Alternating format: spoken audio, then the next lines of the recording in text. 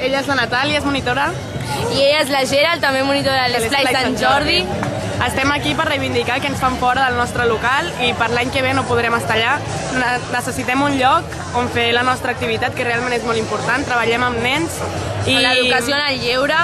necessitem que aquests nens i nosaltres, totes les famílies que estan implicades també, tinguin un local on poder fer aquesta activitat. Tenim aquesta pancarta també que reivindica la nostra lluita per aconseguir un local. Sí. Volem optar a un dels locals, que és el Consolat, que està just davant de la nostra parròquia. Necessitem vots de Decidim Barcelona i això, suport de part de tots, perquè l'educació en el lleure ha de seguir endavant i creiem que tots heu d'ajudar-nos. ¿Amb l'església hemos topado?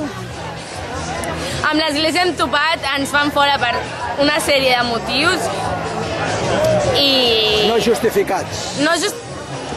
Per ells sí que estan Per ells estan justificats, per nosaltres creiem que no són motius suficients, però abans de lluitar perquè ens deixin seguir en aquest local, preferim trobar un altre local que compleixi inclús més les condicions que creiem que ens mereixem. les nostres creences. Quin local necessiteu? Quants metres?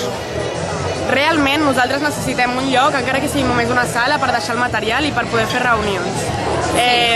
Estaria bé també una sala mínimament gran, perquè nosaltres no som un esplai molt gran, realment som 20 nens, llavors una sala on 20 nens puguin caure per fer alguna activitat conjunta. Però només amb una sala per deixar el material i nosaltres fer reunions, amb això, per ara.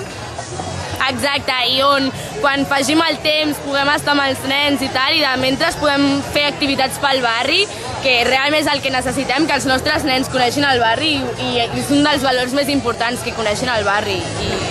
Molt bé. Ja. Sí.